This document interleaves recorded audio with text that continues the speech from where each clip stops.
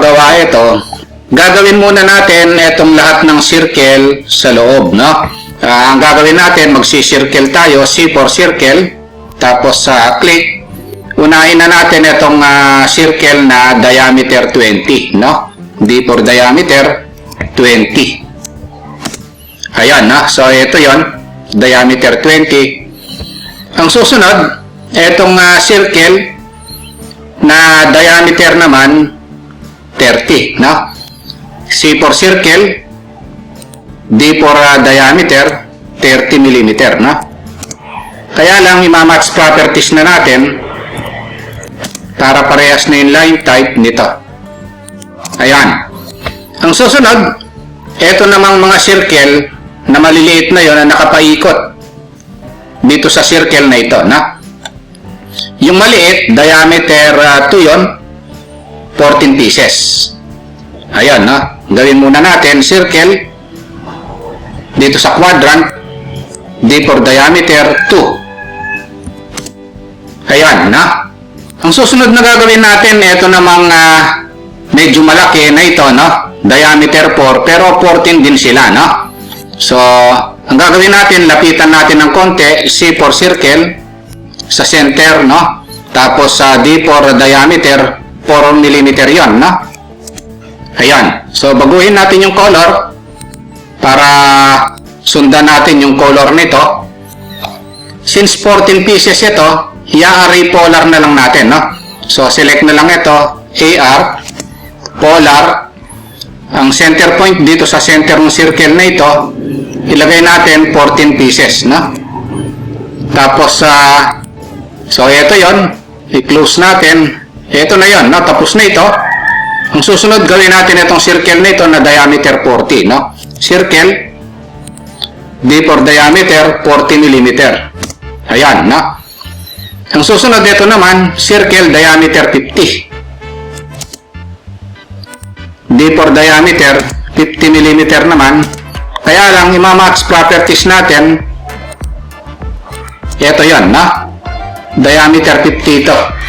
So, ang susunod na gagawin nating circle, itong buong ito, radius naman 50. Ayan, na?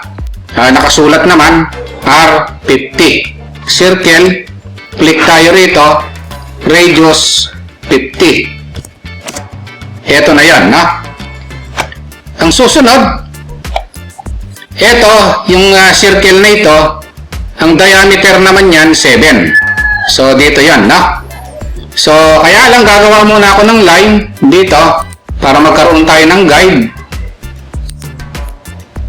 Dito, para magawa ito. Na?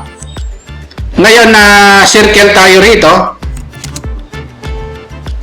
Ayun, no? Sa may quadrant, D for diameter 7 naman. So, ito yun, no? 7, no? Kaya lang magdo-draw tayo ng line magmula dito sa quadrant na ito papunta rito, na? Ayan. Ito yun. Kaya lang ititrim na natin itong nasa gitna. Ito. Tapos trim na rin natin ito.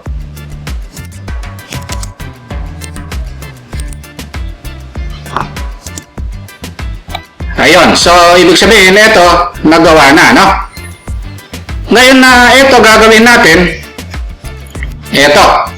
So, gagawa tayo ng line dito para maging guide din. 30 degrees magmula rito hanggang doon, no? So, ibig sabihin, ito, 60 degrees ito. Magmula rito hanggang doon, no?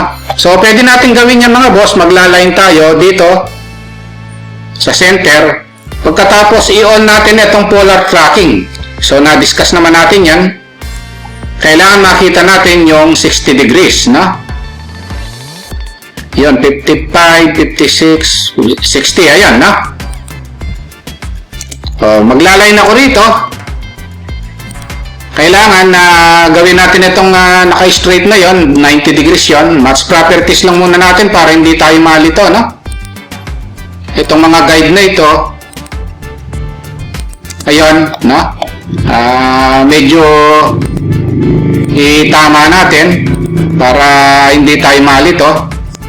Para ma-check natin kung tama itong angle nito, meron naman tayong dimension angular dito. Kailangan lilitaw ito na 30 degrees. Ayan, no? So, tama ito, no? Ngayon, pwede na natin gawin ito. Meron siyang i-copy natin ito, papunta ron, no? Pwede nating i-copy yan using rotate command, copy option, no? So, select lang ito. RO for rotate. Base point tayo rito. Tapos, merong option dito yung rotate. Ayun, copy, no? Click lang natin yung copy option. Specify rotation angle. So, ilagay natin 60 degrees, no? O, ayun na yun. Nakopy na. So, pwede nating i-trim ito para hindi na tayo malito.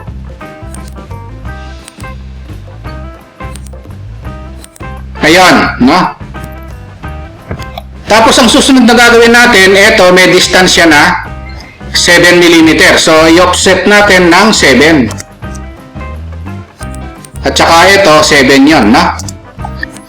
Ang susunod na gagawin natin mga boss, gawin na natin ito ngayon, no? Ang radius niya is 25. Gagamitin natin itong arc command, no?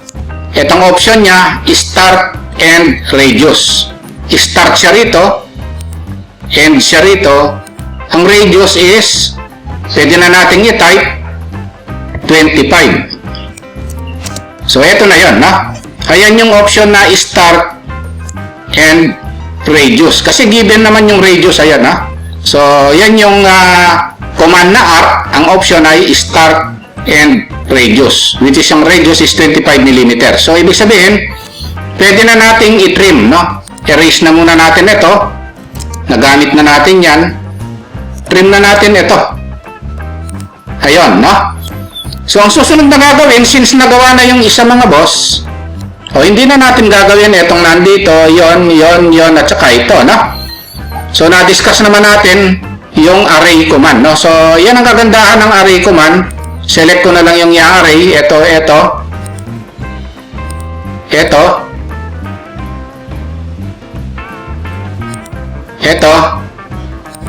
at saka ito. Ayun, no? So, i-type ko AR.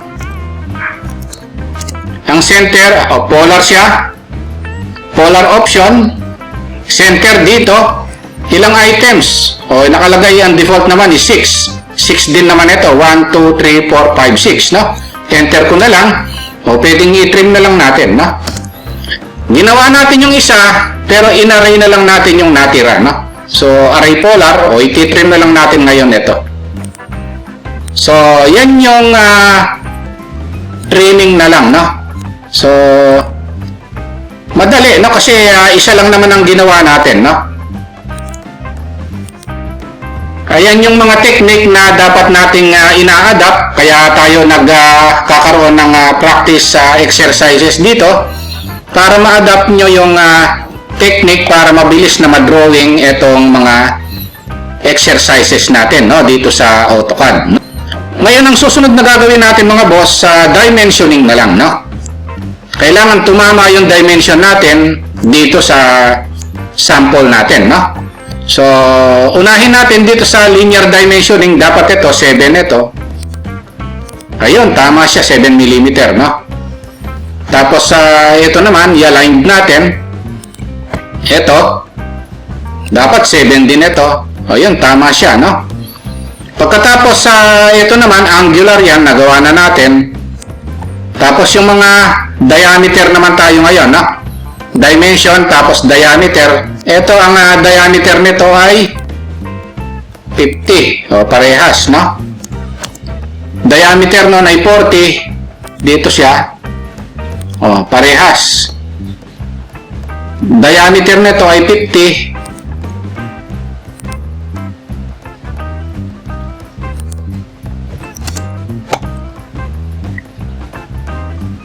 Diameter nito ay 20. Ayan, na. Ngayon na ito naman radius niya, no? So ito radius 50 naman. So tama rin. Ito, diameter nito, 30 pala, ito. Ayan, no? So, nakalimutan natin. Tapos ito naman, diameter for 14 pieces, no? Ang gagamitin natin dyan, leader na lang, no?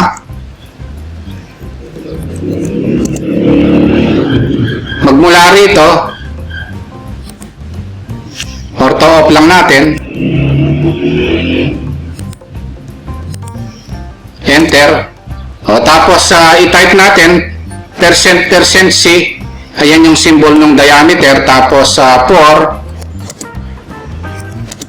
pieces, no? Then double enter. Ayun. So ito na yan, no? Yan, adjust lang natin yung distance. Ayun. So ito, leader na rin lang ang gagamitin natin. Yung sa maliit, leader.